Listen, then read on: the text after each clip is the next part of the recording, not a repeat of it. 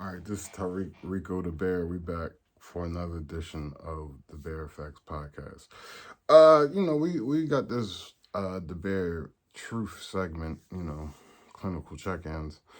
Throughout this last, I would say, 6 months of escalations, I'm saying I've been tracking my anxiety. So, I had different casualties of stalking footage. I haven't released a lot of it. A lot of stuff is unreleased. Some people are fighting this situation in the court of public opinion. I'm waiting for the court of law.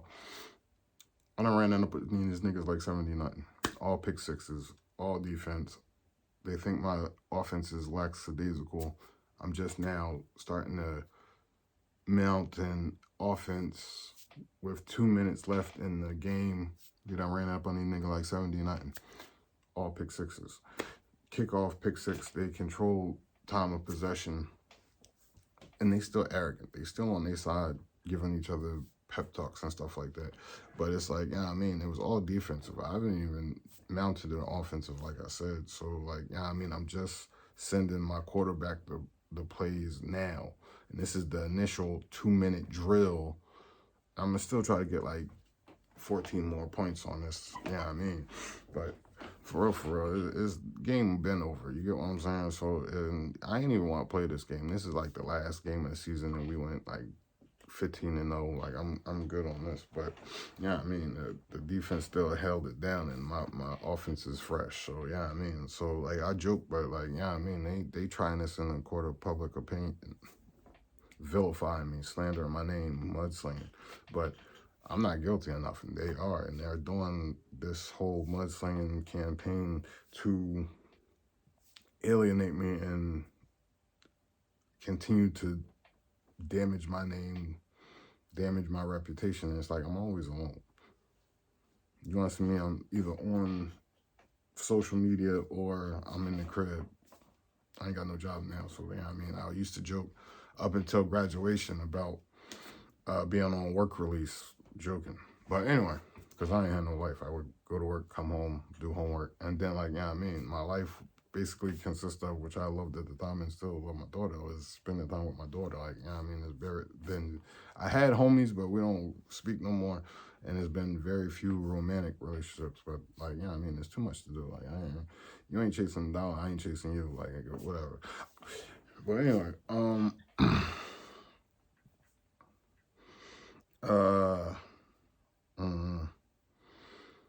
other than that, so over the last, I would say 18 months, I've probably had four full-blown panic attacks. Maybe three. It was one at the, after the car show, I was joking. I was about rappers. I don't know what I was talking about. You gotta check that footage. But I was joking, and there were Philly rappers calling me Ramik, Dwight, Guilford, stuff like that. And then I got the Mr. Z, and I said, Mr. Z is not the type that seems like he would want you call him Sean. I said he was the type that'll George Costanza, Butterfinger. And I ain't got no problem with that. But, I was joking. So I was joking about that, and I'll be freestyling just off the top of the dome with the jokes. But that's what I said. So, but then I don't know why I was on the trolley, and I was thinking about it. I was a little chuckling to myself or whatever, and then I started to have a panic attack. And I said, in the car show, he could probably crush me with his wallet just for that joke. But I started having a panic attack. And this is probably the first one since 2016 when I was delivering food to the homeless, and I thought that the homeless might not be out there and the food would go to waste. So, I had a panic attack then. The car show was, like a year and a half ago. And then I was at the Penn Relays. I don't know what joke I was telling. It was another financial joke, though, but I don't know what joke I was telling. I think I was telling the joke off screen, but I still went over it when I started recording again. So that was a financial joke, that full-blown panic attack. Now, I was already leaving the car show. I was still in the middle. There was still people all around me when I was talking about the stuff. And like I said, I'm not bullshitting. Like, I'm just going to tell you like it is, because I've been in real dangerous situations. There's no panic, and I'm not bragging about that, but you know what I mean? I'm still going. So those were those two. And then, like I said, I was on the SEPTA bus. That's the public transportation in the Philadelphia area. So I'm on the SEPTA bus, and I'm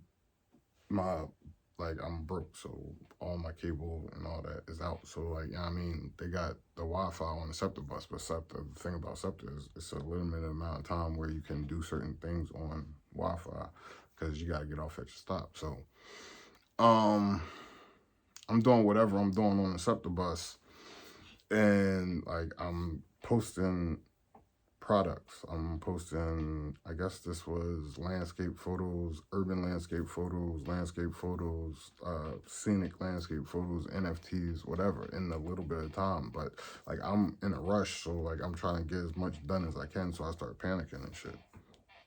Money related, finances, those are products. There was another time, I guess this was President's Day. I'm sitting outside the library. They're using no library Wi-Fi. And I don't know, because there was no time restraints there. And I started having a panic attack. Now, those were full-blown panic attacks. So that was 4 in the last 18 months. Now, for whatever reason, like, I've been doing finance-related stuff, and I've been in a hurry or whatever because of whatever time restraints or whatever. And it's not a full-blown panic attack where my heart starts to race. Now, I'm not med-seeking. I don't even want meds. Like, you know what I mean? That's just what it is. I don't really give a fuck. Like, because that's not really a dangerous situation. A dangerous situation, like, God forbid I be in a dangerous situation. It's going to be on something like, all right, man. Like, it's just what it is. I don't know, like, you know what I mean? But I don't bring beef to the block, and I don't really be around places like that in my present life. Like, you know what I mean? I'm either in the crib or working on something. If I'm not working on resolving this weird situation I'm in, when you usually see me, I'm usually wilding out, having fun, like, you know what I mean? And that's the chill wild out. I'm just like, my mouth can be like, you know what I mean? But it's nothing to get canceled for, like, you know what I mean? They be good jokes, and I got better jokes on deck. But, you know, like I said, I'm gonna keep chronicling different things in different ways, but I feel like I can share, because like I said, I feel like a lot of people know about social anxiety and a little bit about general anxiety. I think like a lot of people feel like, yeah, you know what I mean, and like, even like, if you look it up, you can see like the same thing that people don't like about some of the features of panic attacks, anxiety attacks, whatever. It's still the same, like, adrenaline rush that you feel. Some people like it, like when you're going to go jump out of a plane. Some people like that shit. I don't know. I've been debating whether I would jump out of a plane, but that feeling, like, I don't like big drops. That I don't like the G-forces. I don't like there's positive and negative G-forces. I like the negative. I don't like the positive. That weightless feeling, I don't like that. Like, pushing against the seat, I don't know. I'm weird. I like loops. I don't like drops. But that adrenaline rush you get, it's really still the same thing. It's just some people like it, some people don't. I don't like that feeling, but like, I mean, it's a more panicky feeling. Like, I'm not going to get into the science of it, because it's like still adrenaline. It's still adrenaline rushing. It's just like, yeah, I mean, it's still that chemical, when they talk about chemical imbalances and stuff like that, and serotonin, dopamine, what's the exercise, endorphins of exercise. It's, I can't remember if it's Oxycontin. I think your brain has Oxycontin in it, or something like that. One of them joints, and these street opioids, like, it's in your brain. It's neurotransmitters, and there's hormones and stuff like that. It's brain chemistry and stuff like that. But like, when it comes to depressions, you have low levels of serotonin, and they say you can raise that through sunlight and stuff like that. That's why people have seasonal depression. I know more, but this ain't like, I'm not really talking to, like, yeah, in a clinical sense. I'm on my podcast, but like, yeah, I mean, Uh, and like with like, you know, that opposite of the depression, that manic mania is high levels of dopamine, and like, you know what I mean? Mm-mm. I like that. Let's say, I'm not going to deny myself my dopamine. So, I'm joking, but you know what I mean. And then there's other, but like I'm saying, there's other neurotransmitters and stuff like that.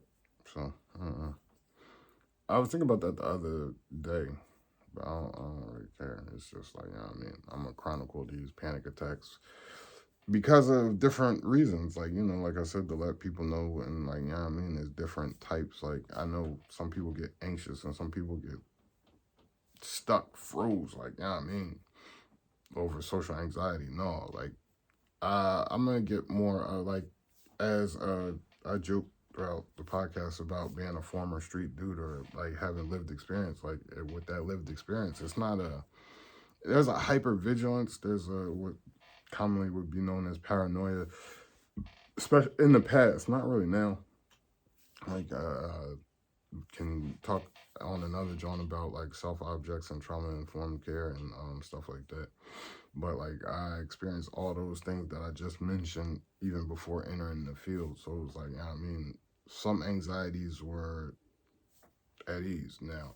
Like other anxieties, like financial anxieties and stuff like that, like I'm not a behind white individual, and I was raised independent, so like all I know is like, you know, keep your stuff financially straight. Like some people might look at it like my house is never like a mess and nothing like that, but like, you know what I mean. And I've had bosses laugh at how I keep my organize my desk, but you know, it's an organized chaos. But finance is something I don't play with. Like I'm not gonna go on a whole different thing. So in this situation now, like, if it hasn't been good for the last 2 years, but at the same time, I'm coming up on resolving one of the issues, it seems like, and then I feel like enough time has passed in this process for the other one. Like, I filed probably 2 years ago.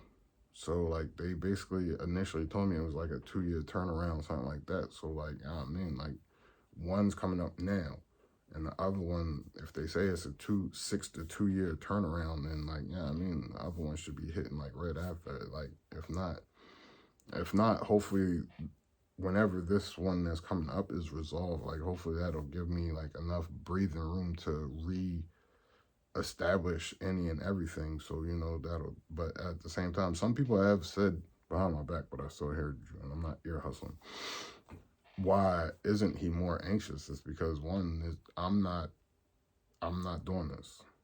This is being done to me. So it's like and I feel like I've said, like, once I clear my name, everything will be rectified and back to normal, and then I'll continue progressing and moving forward. So it's like that. But I guess right now, because I think that even produced some anxiety. I was emailing my I'm gonna say my lawyer, the investigator. I was emailing the investigator in one of these matters information, and I started having anxiety. I've talked about it with some supervisors, with the whole, because it's like these games being played, and like I don't know, even with, you hope the end approaching, like it produces some anxiety, especially because, you know, there's a lot of mind game going on. It's a lot of psychological warfare in civilian life. It's a lot of psychological attempts at abuse, but it still is. And it's having an effect. It's just not having the effect that I think people want it to have. Like, I know it's supposed to make me feel like there is no support out there. It's supposed to make me feel like this will never end. It's supposed to make me feel like, even though that individuals are guilty, that any and everybody are on their side to destroy me for absolutely no reason, because you don't know me. To know me is to love me. You ain't got ready to die. Now that was big. I'm joking, but still, it's like that all day. Just playful jokes in business, like, and like, you know what I mean, but that's what it is. Like, this is Rico DaBear. Check us out on IG at DaBear Canvas Tattoo Studio. Here on Facebook at No, not Facebook. My bad. YouTube, the Bear Facts Podcast. Like, comment, subscribe, hit that like button, smash that like button, hit the notification bell. We'll keep you up to date on any new stuff coming out. This is the Bear Truth segment. I wouldn't call it a clinical check-in, but you know, yeah, I mean, anxiety logs. We're gonna keep you abreast. We lost Mitch. We lost Tahaya. We lost my daughter's fish. We lost my fish. And the cat's gone, but the cat's the only sole living survivor. Everything else is dead. I'm still in here. But you know. But hit me up on Instagram, DM me, and you can check out that merch. And we'll still just be busting out more handmade products, collected assets. I'm gonna be throwing some stuff out on Instagram today, so check it out, or whenever you get around to checking this video out, because I'm sure there's always going to be some new merch I'm working on. I ain't got no job, so I got a lot of time to work on merch.